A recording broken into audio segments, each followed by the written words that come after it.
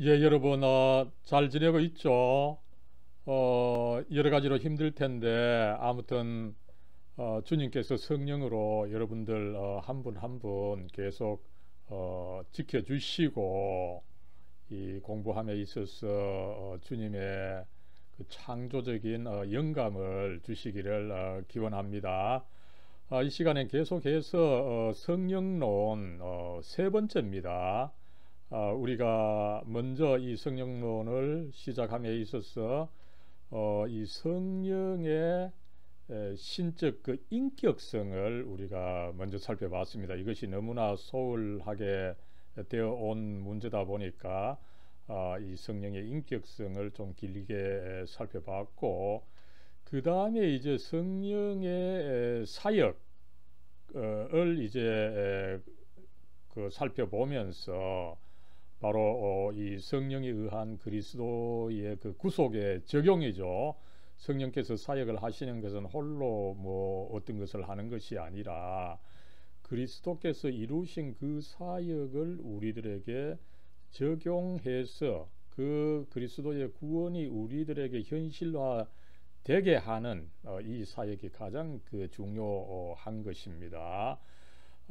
그럴 때 이 전통적으로 이런 그 구속의 적용의 과정을 보통은 이 구원의 단계다, 그죠? Order of Salvation, 혹은 또 라틴어로 많이 쓰는데, 그죠? Ordo Salutis라고 해서 이 신학에 있어서 굉장히 그 중요한 문제고, 그렇기 때문에 또 논란이 많이 되어 온 부분입니다. 그죠? 이 구원의 단계가 과연 몇 개냐? 독일 쪽에서는 보통 뭐 이 칭의와 성화다, 그죠? 굉장히 단순화해서 이야기를 하고, 이것을 또 어떤 데는 거의 뭐 9단계, 어떤 데서는 또 6단계 이런 식으로 굉장히 이 교단마다 교파마다 이 개념이 다른 것이 이 구원의 단계입니다. 그죠? 그랬을 때 우리는 지난 시간에 제가 6개다 이렇게 그 이야기를 했습니다마는 뭐 6개로 또 다루는 데가 있습니다. 그러나 제가 조금 더 생각을 해보고 정밀하게 또 연구를 해본 결과 이 5단계로 하는 것이 낫지 않느냐, 그죠? 될 수 있으면 우리가 이 단순화 시키는 것도 참 좋은 아이디어입니다, 그죠?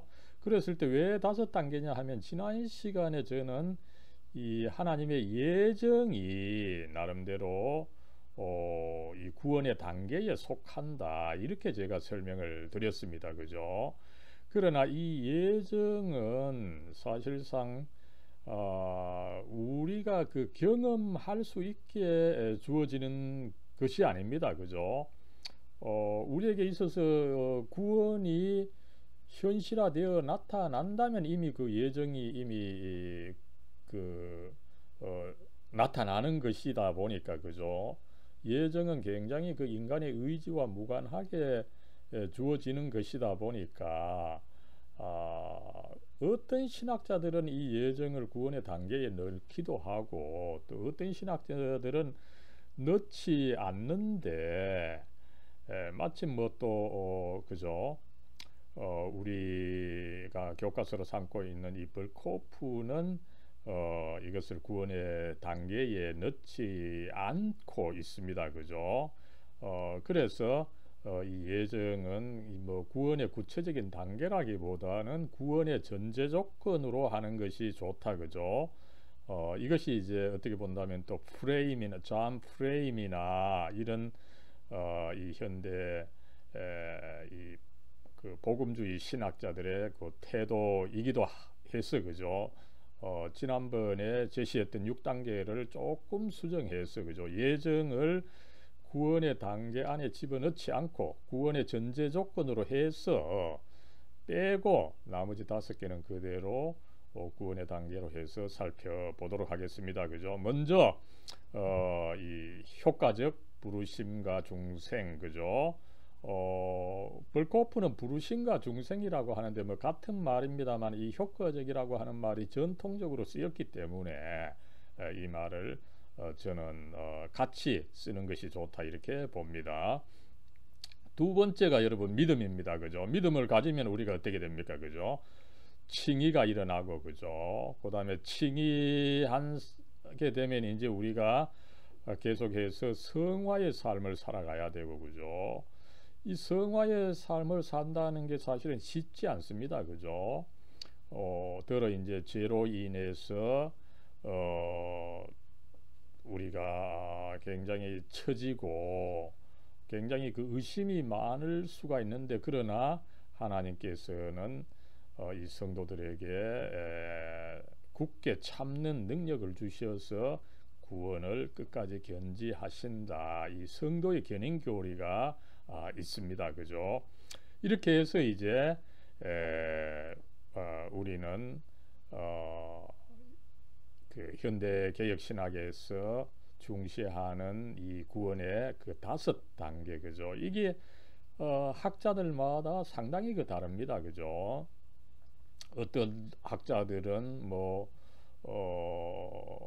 믿음을 갖기 전에 또 그 회개가 있어야 된다. 그죠? 그 다음에 또 뭐 어쨌든 이 칭의 다음에는 또 우리가 하나님의 아들과 딸이 되는 양자를 또 다루어야 된다. 그죠? 그 다음에 또 마지막에 또 영화가 있다. 이런 식으로 해서 굉장히 이 구원의 단계에는 논란이 많고 어떤 학자들은 더 넣기도 하고 더 빼기도 하고 이런 식으로 해서 논란이 많습니다만은 인간에게 있어서 여러분 모든 것에 있어서는 될 수 있으면 단순화시키는 것이 굉장히 그 중요하죠. 그죠? 그래서 이 독일의 학자들은 사실은 뭐 칼 바르트만 하더라도 이 칭의와 성화만을 주요하게 다루어요. 뭐 에밀 브루너라고 하는 학자도 마찬가지죠. 그죠?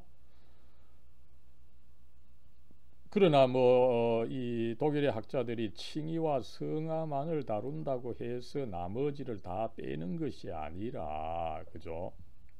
이 칭의 안에 이미 뭐 칭의 전에 있는 이런 단계들이 이 칭의에 포함이 되었고 그 다음에 성화 다음에 나오는 여러 가지 또 가르침은 이 성화에 또 포함되는 거라는 거죠. 그죠? 저런 식으로 이 독일의 학자들은 굉장히 이걸 단순화시키는 경향이 있기 때문에 여기에 비해서 영미의 이 복음주의적이고 개혁주의적인 신학자들은 조금 그것을 세밀화하는 왜냐하면 전통적으로 세밀화한 역사가 있습니다. 그죠? 그렇기 때문에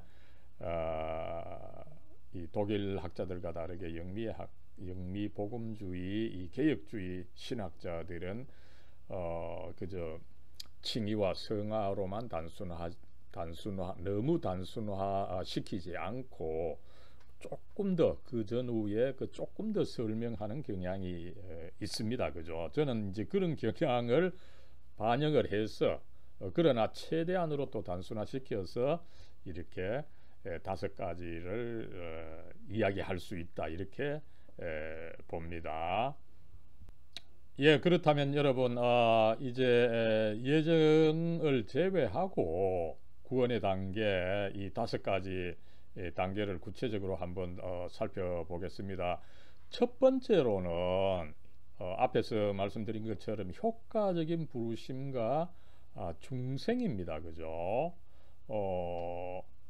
여러분 앞에서 잠깐 말씀을 드렸습니다만 그죠? 이 예정은 구원의 전제 조건이기 때문에 굳이 구원의 단계에 집어넣을 필요는 없다 이런 그 의견이 있습니다. 그죠? 그래서 벌코프도 이걸 따르고 벌코프는 아예 이 예정을 그 실론에서 다루었죠. 그러나 우리는 그것에 있어서는 벌코프를 따르지 않았습니다. 그죠? 이 예정이라고 하는 것은 인간의 구원과 관계된 문제이기 때문에 예정론을 그 실론에서 따로 다루지 않고 오히려 구원론에서 다루는 것은 맞다. 없다 이렇게 하면서 이 점에 있어서는 불코프를 따라가지 않았지만, 그러나 구원의 단계에 대한 설명에 있어서는 오히려 이 불코프를 따라가고자 합니다. 구원에 있어서 중요한 것은 뭡니까? 인간에게 일어나는 것, 인간에게 실제로 일어나는 것이 중요하다 보니까, 그죠? 이것이 이제 어떻게 보면 구원의 이 셀베이션의 원뜻도 있는 거죠. 그래서 그 예정을 구원의 단계에 포함시키지 않는 불코프를 여기서 또 따라가는 것이 바람직하다 이렇게 봅니다. 여러분, 그랬을 때 이제 첫 번째가 효과적인 부르심과 중생인데, 그죠? 그러나 이것을 또 다루기 위해서는 먼저 우리가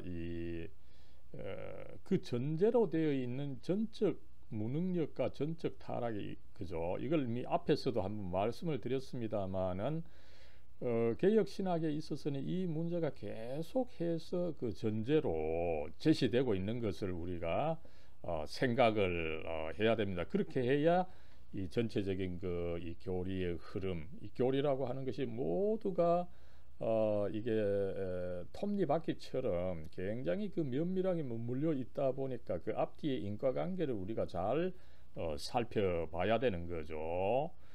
그랬을 때 여러분, 이 개혁신학은 그 하나님의 주권, 그죠?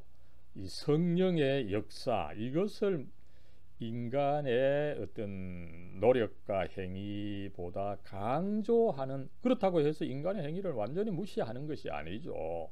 그러나 하나님의 주권, 이 성령의 사역을 먼저 강조하는 이런 흐름이 있는 거죠. 그랬을 때 이 흐름은 인간의 이 전적 타락론과 연결이 되어 있다는 것을 우리가 염두에 두어야 하는 것입니다. 그죠? 어떻습니까? 그죠? 개혁신학은 인간 스스로는 하나님의 일을 알아서 내 스스로 어떤 하나님의 역사를 알고, 그죠? 그래서 내가 이 하나님의 구원을 내가 받아들여야 된다. 이렇게 할 수가 없다는 것이 개혁신학의 이미 전제로 되어 있다는 것입니다. 그러니까 어떻게 해야 됩니까? 그죠? 성령께서 먼저 내게 역사해 주셔서 내가 내 스스로는 죄인으로서 알 수 없다 보니까 성령의 역사를 통해서 하나님의 일을 알아서 내가 그것을 선택하도록 하는데, 여기에 그 성령께서 먼저 주도적으로 도와주시는 것이 있다. 그죠? 이것을 우리가 염두에 두어야 한다는 것입니다. 그렇게 할 때에 이제 우리가 이 하나 계속해서 제가 다룬 것이지만 기억해 두면 좋은 것이 이 전적 타락에 관한 이제 웨스트민스터 신앙 고백의 가르침이죠. 그죠? 제9장 3절에 나오는 것입니다만, 그죠? 인간이 자연인으로는 어떻습니까? 그죠? 선을 행하기를 싫어합니다. 그죠? 죄 안에 죽어 있어서 자기의 힘으로는 회개할 수가 없다. 이것이 어떻게 본다면은 개혁신학의 하나의 큰 전제입니다. 그러다 보니까 이제 성령의 선제적인 사역이 필요한 것이다. 그죠? 이것을 우리가 이해할 수 있게 되는 것입니다. 그래서 여러분, 인간이 죄 안에 죽어 있기 때문에, 그죠? 인간 스스로는 어떻게 할 수가 없습니다. 그죠?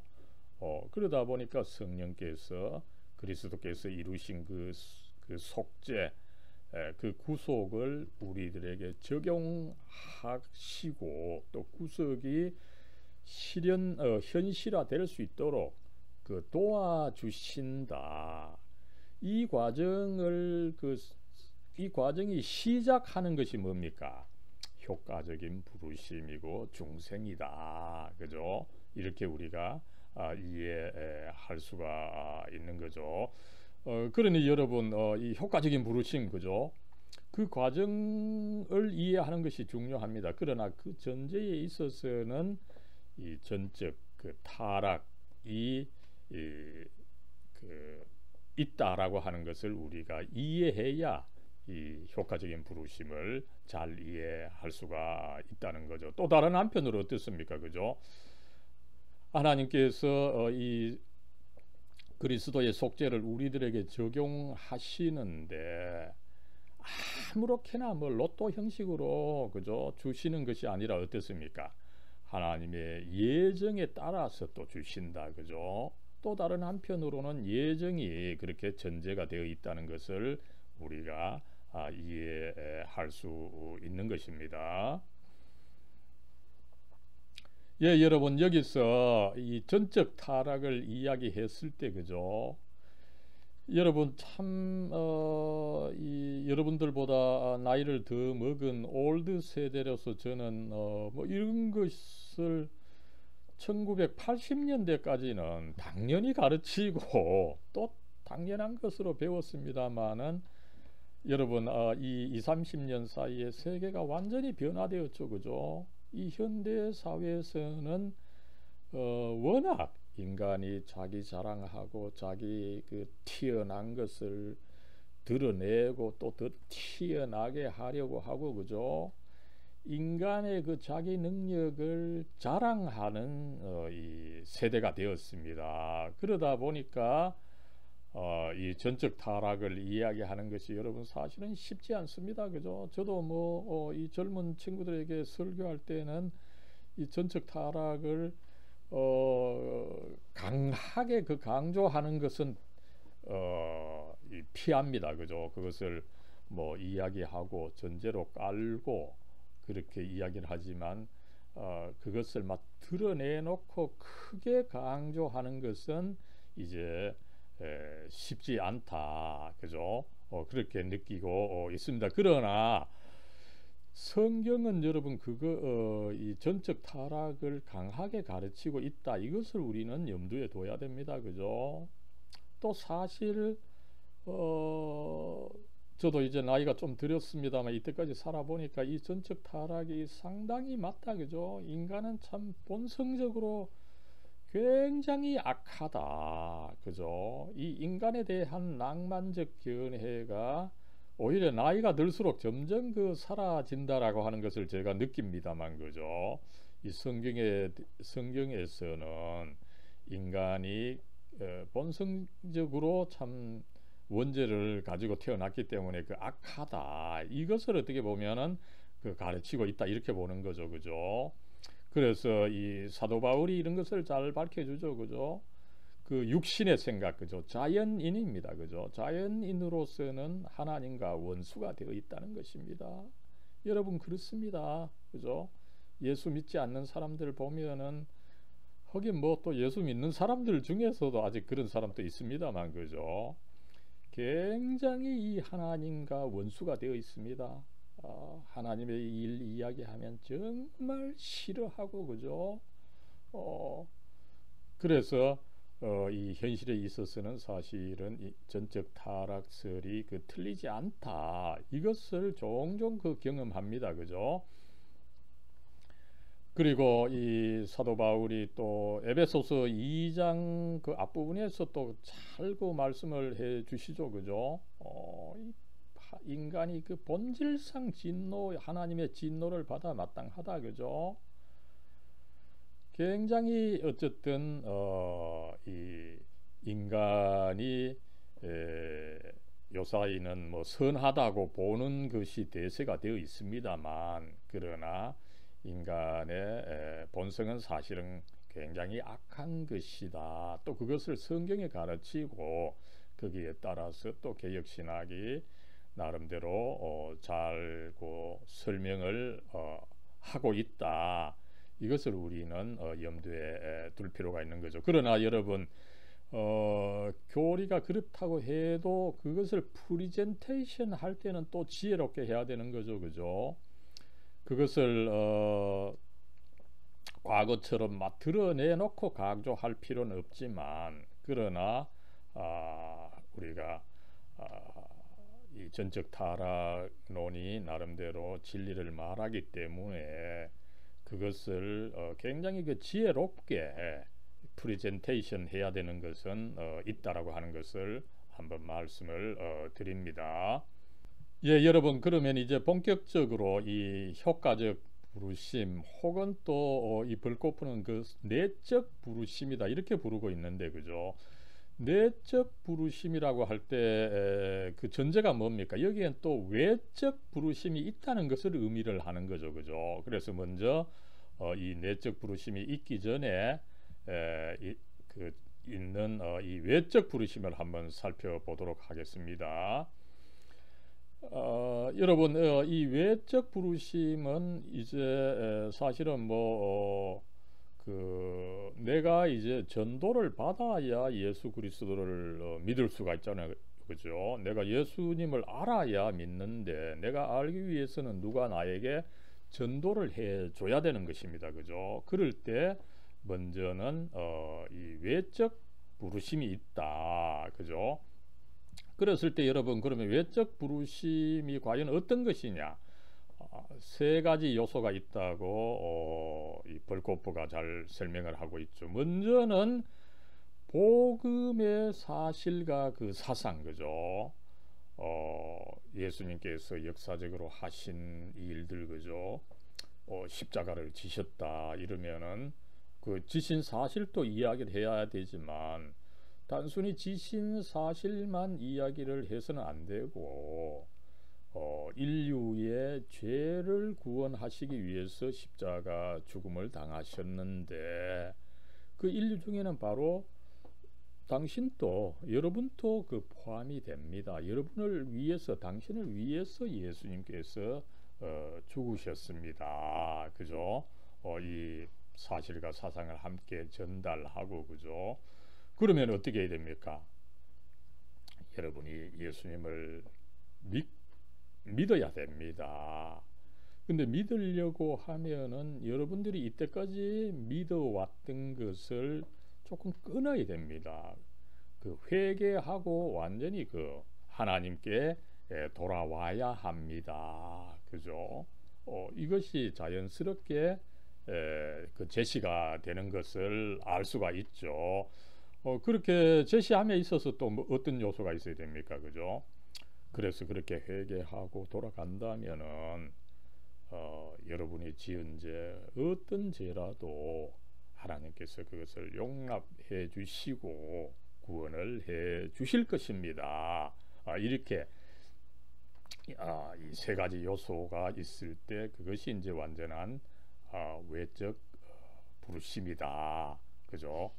이렇게 볼 수가 있다는 것입니다. 물론 이 외적 부르심 세 가지 요소 중에, 그죠? 어떤 사람은 두 번째만 강조할 수가 있고, 어떤 사람은 또 그저 학자적으로 예수님께서 어떻게 사셨는지, 그죠? 그것만 강조 하실 수도 있을 겁니다.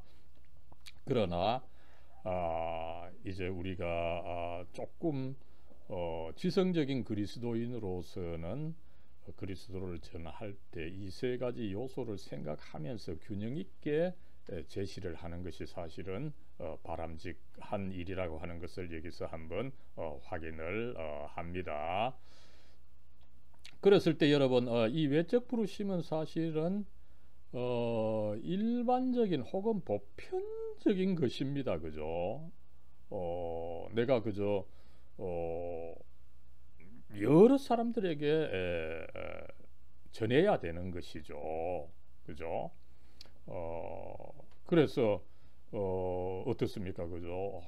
저 양반은 지식이 있고 돈이 많으니까 내가 저 사람을 구하면 더 도움이 될 것이다, 이런 식으로 해서 어떤 지성인 돈 많은 사람들에게만 복음을 전하고, 그죠? 또 다른 사람들에게는 저 복음을 전하지 않고, 이것은 안 된다는 거죠.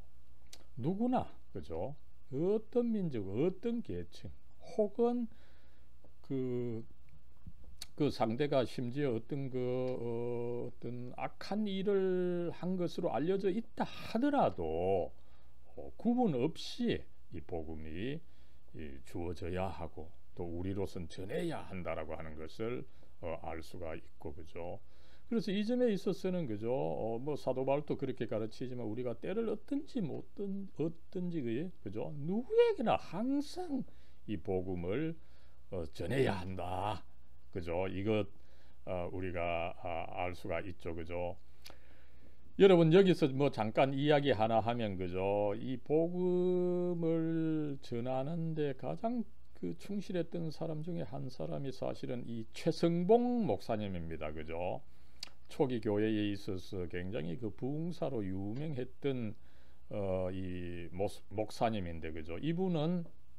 이분이 후세에 그 끼친 영향 중에 하나가 이 예수천당이라고 하는 말, 예수천당, 불신지옥, 그죠? 이 두 개의 그 구호죠. 예수천당, 불신지옥, 그죠?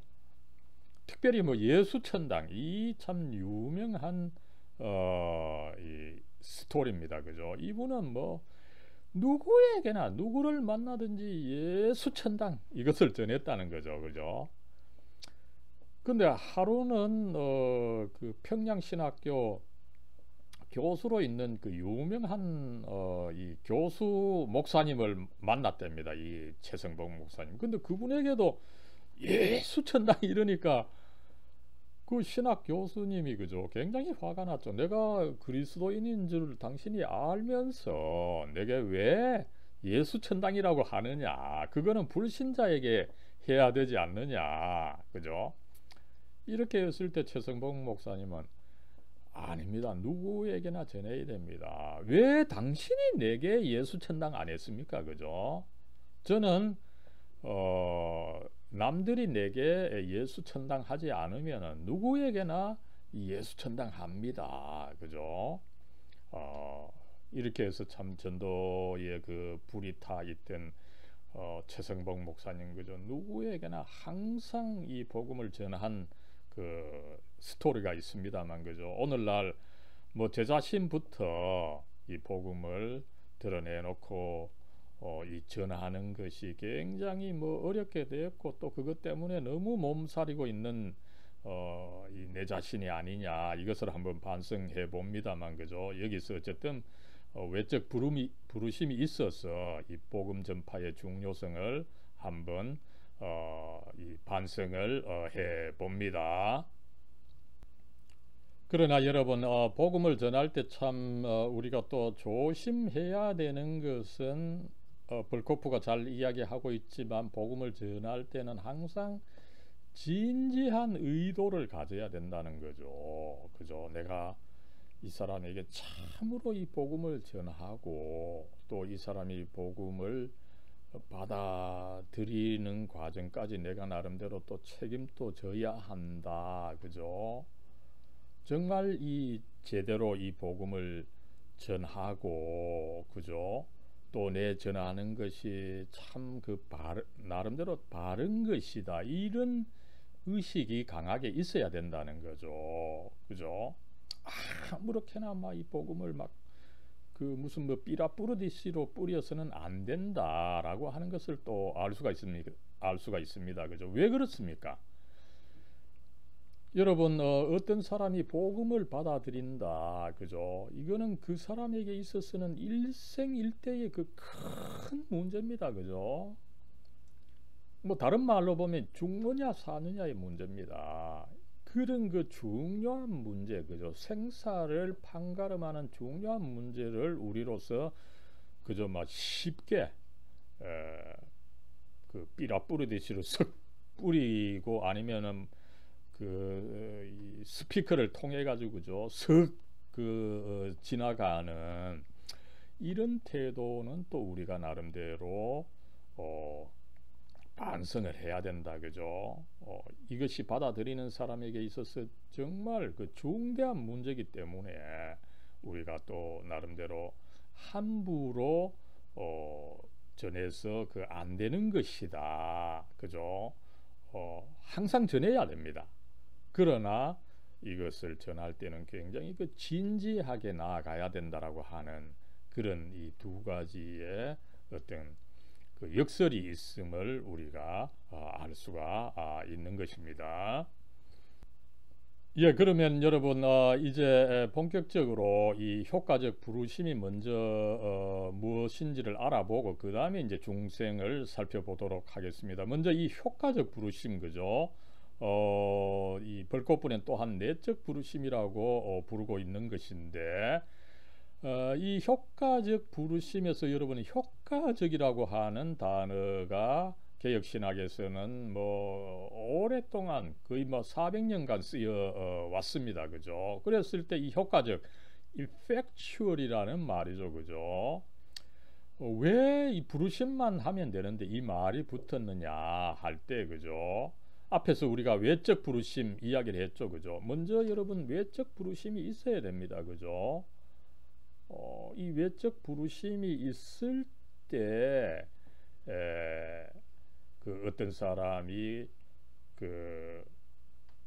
사람에게 있어서 이제 그의 마음에 외적 부르심이 이제 참으로 그 역사하는 거죠. 그래서 그 사람에게 있어서는 그 외적 부르심을 받아 드리게 되어서 이제 구원이 일어나게 되는 것인데 어떻습니까? 그것을 우리는 그리스도의 구원이 이제 확실하게 효과적으로 거부할 수 없는 형식으로 현실화된다는 거죠. 왜 그러면 여기서 그 이펙추얼이라고 하는 말을 더 넣느냐, 그죠? 여기서 여러분 다시금 우리는 개혁신학이 이 구원의 과정에서 그 전제했던 두 가지 그죠? 먼저는 뭐가 있습니까? 예정이 있습니다. 그죠? 하나님께서 나를 구원해 주시기로 예정해 주신 것이 있고 또 다른 한편으로 내 자신으로는 어떻습니까? 그죠? 전적 타락이 있습니다. 내 스스로 그 할 수 없는 것을 성령께서 하시되 뭐에 따라서 합니까? 그죠? 하나님의 예정에 따라서 하시다 보니까 이 구원은 어떻게 됩니까? 확실하게 내가 거부하더라도 일어나게 되는 형식으로 이펙추얼하게 그죠? 효과적으로 효력 있게 일어난다는 겁니다. 그죠? 그래서 이 효과적이라고 하는 말을 통합 측에서는 효과적이라고 번역을 하고 합동 측에서는 효력 있다라고 이제 번역을 하고 있습니다. 뭐 두 개 다 비슷합니다만 그죠? 어쨌든 불가항력적으로 거부할 수 없는 형식으로 하나님께서 어떻게 본다면 뭐 그것이 그렇다고 해서 강제적으로는 아니죠. 깊게 그 설득을 해서 내가 이 구원을 받아들일 수 있도록 효력 있게 역사하신다. 그래서 단순한 부르심이 아니라 효과적 부르심이다. 이렇게 써온 역사가 있다는 거죠. 예, 그래서 여러분은 어떻습니까? 이 내적 부르심, 효과적 부르심 그죠? 한편으로 이 하나님의 예정에 따른 역사고 또 다른 한편으로 인간이 그 스스로 할 수 없는 인간은 전적 타락의 상태에 있기 때문에 그 스스로 할 수 없는 것을 성령께서 하시다 보니까 이것이 강력하다는 거죠. 효력 있게 일어난다는 거죠. 그죠?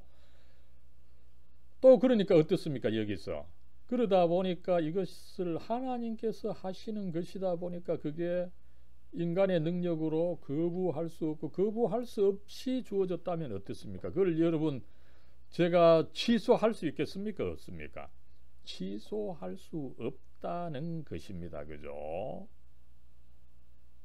그래서 이 개혁신학에 있어서는 효과적인 부르심이다. 그죠? 하나님의 역사다. 그죠? 이것을 그 강조하고 여기에 이제 계속 이제 논리적으로 연결되는 것이 뭡니까? 그죠? 이것이 취소할 수 없으니 어떻습니까? 그죠? 개혁신학에서는 그렇게 하나님께서 효과적 부르심과 중생을 통해서 한번 주어진 그 구원은 취소되지 않는다. 그 끝까지 간다. 또 끝까지 갈 수 있도록 성도의 견인, 그죠? 굳게 참을 수 있는 그 능력까지 주신다. 그죠? 그래서 하나님께서는 한 번 주신 그 구원을 끝까지 그 견지하신다. 이 교리를 전체적으로 연결시켜서 가르치고 있는 것을 그 알 수가 있는 거죠. 여러분 여기서 이제 이 주님께서 주신 그 부르심, 그죠? 구원이 취소되지 않는다, 그죠? 그것이 이제 또 중요한 개념인데 이것을 잘 보여주는 것이 이제 로마서 11장 29절의 말씀입니다, 그죠? 여기에 있어서 취소되지 않는다는 말이 개정 개혁에 있어서는 후회함이 없다는 말로 이제 이 번역이 되어 있는데, 그죠? 그래서 어떻습니까? 이 개정 개혁에 있어서는 하나님의 은사와 부르심에는 후회하심이 없느니라. 뭐 후회하시지 않다 보니까 하나님께서 취소하지 않는다, 이런 의미가 있습니다만은 새 번역에는 더 분명하게 이 하나님의 부르심은 철회되지 않습니다. 그죠? 그렇게 이제 철회되지 않고 강력하게 효과적으로 효력 있게, 그죠? 일어난다라고 하는 것을 가르치고 있는 것을 우리가 알 수가 있습니다. 예, 여러분, 이 효과적 부르심을 잘 설명하고 있는 것이 뭐 한국교회에 잘 알려져 있는 이 소요리 문답이죠, 그죠? 소요리 문답 31문입니다, 그죠? 여기 보면은 효과적 부르심을 잘 그 설명을 하고 있죠. 이 효과적 부르심이라고 하는 것은 그 하나님의 성령의 사역이라는 거죠, 그죠? 성령께서 어떻게 하십니까, 그죠? 뭐 내가 찬성한다고 해서 오시고 또 내가 반대한다고 해서 가시고, 물론 성령께서 저의 의지와 완전히 무관하게 하시는 것은 아닙니다. 그렇다고 하더라도 성령께서 인간의 그 변덕스러운 의지에 좌지우지 되는 것은 아니다. 이렇게 이제 볼 때에 이 성령께서는 어떻습니까, 그죠? 먼저 우리의 그 죄와 비참, 그죠? 인간의 그 실존의 상황, 인간 스스로 어떻게 할 수 없는 그 실존의 그 연약함을 알게 하시고, 그죠?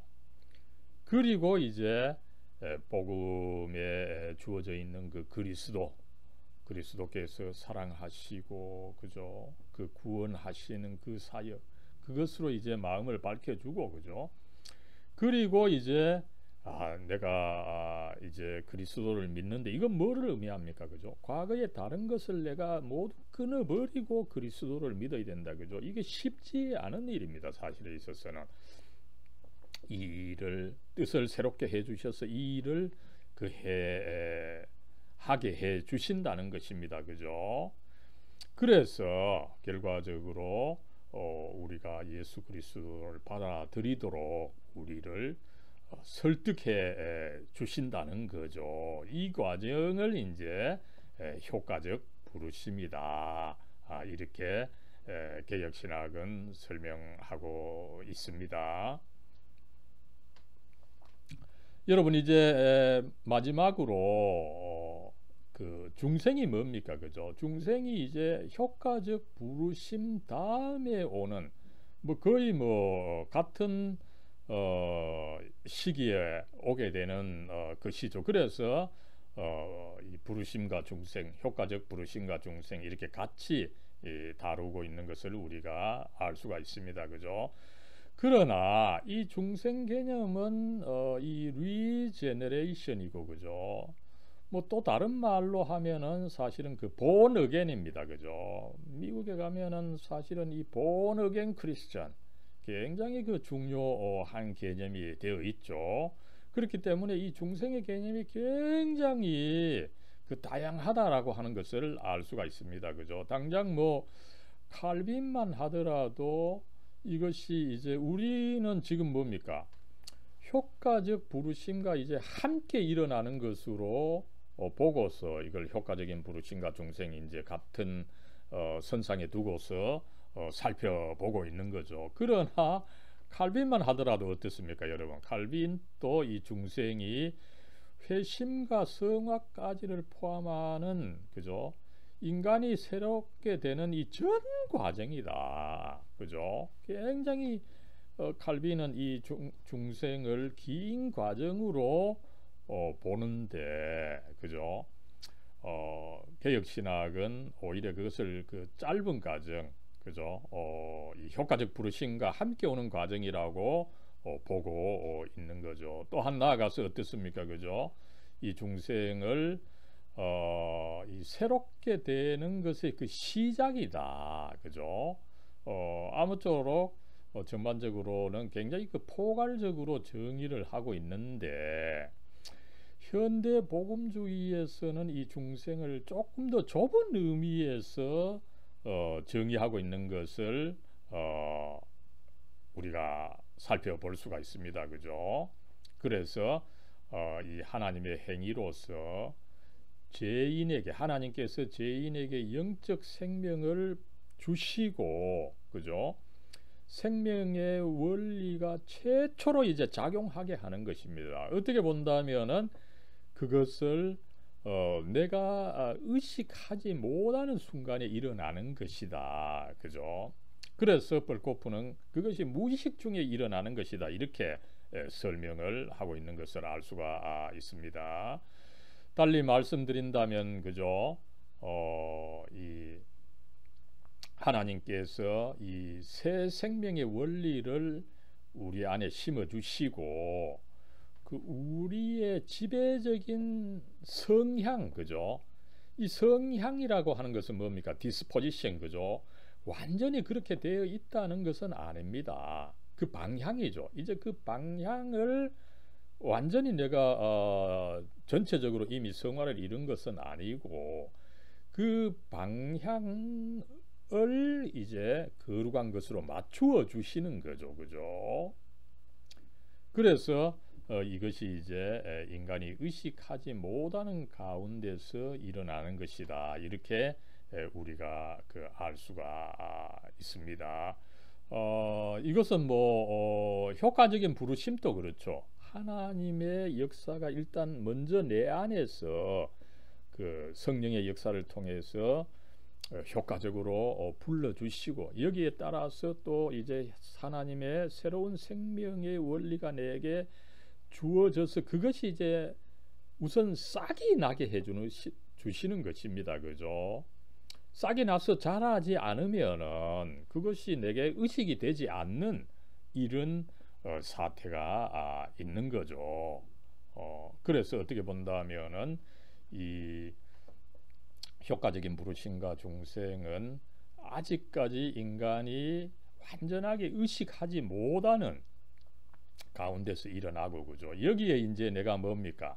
내가 이제 이런 작용을 통해서 효과적인 부르심이 있고, 또 하나님께서 새 생명을 주셔서 이제 싹을 틔워 주시는 이 중생이 있음으로 해서 내가 이제 믿음을 갖게 되는 것입니다. 그죠? 믿음을 갖게 됨에 있어서 여기에 또 동반하는 것이 뭡니까? 그죠? 회개를 또 해야 되는 것이죠. 그죠? 이런 순서로 나간다라고 하는 것을 우리가 대략 그 이해를 할 수가 있는 것입니다. 그죠? 이런 것을 이 중생 효과적인 부르심을 잘 보여주는 것이 이 사도행전 16장에 나오는 이 루디아 이야기죠. 그죠? 이 자색 장사, 자색 옷감 장사, 그죠? 이 루디아가 이제 복음을 받아들이는 과정을 여기 잘 설명을 한 거죠. 그죠? 여기서 이제 이 사도가 이제 복음을 전할 때 그 루디아가 사도 바울의 그 말씀을 들었습니다. 그죠? 그럴 때 이 사도행전의 저자는 분명히 그 루디아가 그게 맞는 이야기입니다. 내가 생각을 해보니까 그게 옳습니다. 이런 식으로 그의 지식과 의지에만 따른 것이 아니라, 그죠? 분명히 이 성경의 저자는 성령께서 그의 마음을 열어서 바울의 말을 따르게 해 주셨다. 그죠? 여기서 열어서, 그죠? 바로 조금 더 구체적으로 본다면은 효과적인 부르심과 중생이 같이 이제 작용을 해서 이 루디아가 믿음을 갖게 되고, 그죠? 이런 순서로 나아간다라고 하는 것을 우리가 유추해 볼 수가 있습니다. 그죠? 여기서 여러분 이 그 중생, 그죠? 효과적인 부르심과 중생, 그죠? 이 복잡한 논의가 있습니다. 그죠? 여기서 이제 우리가 살펴본 것처럼 개혁주의가 주장한 것은 다른 그 교파들과의 논쟁 과정에서 이런 입장이 형성된 거죠. 그죠? 첫째로는 이 알미니우스주의가 있습니다. 그죠? 계속적으로 이 대결이 되어 오는 이 측면이죠. 그죠?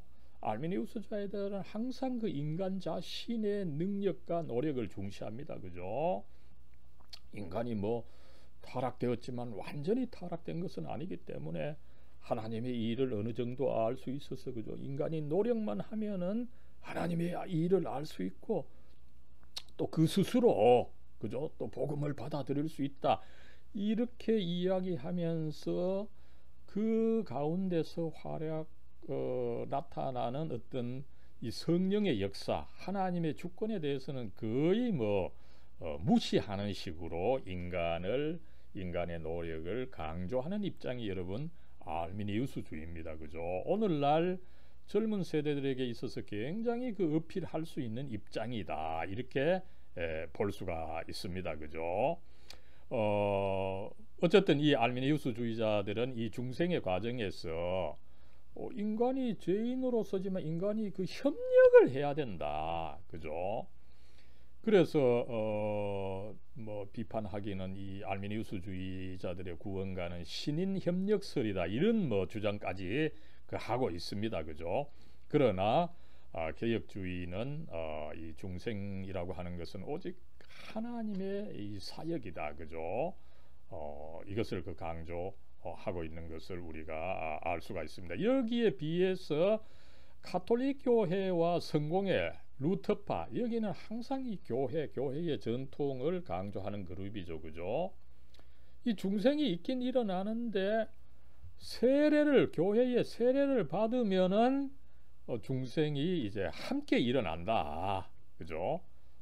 이렇게 이야기를 하고 있습니다. 그죠? 그러다 보니까 이 중생의 복이 뭐 그렇게 이 강력한 것은 아니라고 보는 거예요. 교회가 이렇게 세례를 줬을 때 일어나는 것이다 보니까, 그죠? 그러다 보니까 이 중생의 복은 상실할 수가 있다. 만약에 중죄를 범한다면은 그 주어져 있는 중생의 복이 철회될 수도 있다. 이런 입장을 가르치고, 이것은 알미니우스주의자도 마찬가지죠. 알미니우스주의자도 항상 그 인간의 그 의지와 노력, 이것을 강조하다 보니까 인간이 그렇게 받은 거죠. 또 인간이 노력하지 않고 큰 죄를 범하면 주어져 있던 중생이 그 사라진다. 그죠? 이렇게 주장하지만은 개혁주의는 어떻습니까? 그죠? 이 중생이 굉장히 그 하나님의 어떻게 보면은 주도 면밀하고, 그죠? 효과적으로 아주 그 집요하게 이루어진 이 중생입니다. 그죠? 예정이 있고 예정에 따라서 이 인간 스스로는 어떻게 전적 타락으로 있어서 어떻게 할 수 없는 인간을 성령께서 효과적으로 거부할 수 없는 방식으로 역사해서, 그죠? 인간에게 중생이 일어나도록 하셨습니다. 그죠? 이렇게 큰 역사를 하나님께서 쉽게 철회하신다. 그죠?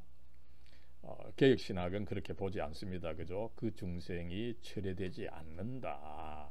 그죠? 여러분 어떻게 본다면은 알미니우스주의와 이 가톨릭교의 성공의 루터파는 중생을 그 인간의 노력, 교회의 어떤 노력과 결부시켜서 나름대로 쉽게 일어난다고 봅니다. 그러나 쉽게 일어난 것은 어떻게 됩니까? 그죠? 쉽게 사라질 수 있다는 것을 또 가르치는 거죠. 여기에 비해서 개혁주의는 이 중생이라고 하는 것은 하나님의 역사로서 그죠? 예정이 결부되어 있고 또 인간이 전적으로 타락해 있기 때문에 성령의 효과적인 역사가 있고 그죠? 이것이 하나님의 역사로 일어나는 굉장히 그 고귀한 거라는, 절대로 고귀한 거라는 거죠. 그렇기 때문에 그것이 주어지면은 철회되지 않는다. 그죠? 개혁신학은 어떻게 보면 중생이 어렵게 일어나지만 철회되지는 않는다. 그죠? 여기서 여러분 어떻습니까? 그죠? 어떤 사람 뭐 알미니우스주의를 좋아할 수 있습니다. 그죠? 그 굉장히 뭐 쉽게 일어나지만 그러나 그 결과는 또 너무 쉽게 또 사라지게 되는 것이죠. 그래서 개혁신학 어떻게 보면 굉장히 그 어렵고 복잡한 측면이 있습니다. 그러나 그렇기 때문에 그 구원은 끝까지 그 견지된다라고 하는 이 입장이 나름대로 더 의미가 있지 않느냐 이런 생각을 해봅니다. 아무쪼록 여러분 이 시간에는 이 구원의 단계 그 첫 번째로서 효과적인 부르심과 중생을 한번 살펴봤습니다. 다음 시간에는 믿음에 대해서 다루도록 하겠습니다. 사랑과 은혜로 충만하신 하나님, 요사이 계속 이 코로나 사태가 계속되고 또 날씨가 또 쌀쌀해지는 이 환절기입니다. 더욱더 처지는 우리입니다. 이럴 때에 하나님 성령으로 참으로 저희들과 함께해 주시옵소서. 저희들도 참 그리스도 주님을 믿는 사람으로서 또 나아가서 주님의 진리에 대해서 공부하는 이 신학 공부를 하고 있지만 그럼에도 불구하고 저희들도 상당히 처지는 이 요즘입니다. 이럴 때 주님께서 성령의 능력으로 더욱더 함께 해 주셔서 처지는 저희들의 마음 주님께서 새롭게 해 주시고 주님께서 과연 어떻게 역사하는지 이런 것을 잘 이해해서 저희들 이것을 또 사람들에게 또 잘 프리젠테이션 해서 주님께서 그 이루어 가시는 구원 더욱더 분명하게 더욱더 강범위하게 일어나서 함께 더 큰 영광을 저희들이 하나님께 드릴 수 있도록 하나님 함께 해주시고 이끌어 주시옵소서. 우리 주 예수 그리스도의 이름으로 간절히 기도드리옵나이다. 아멘.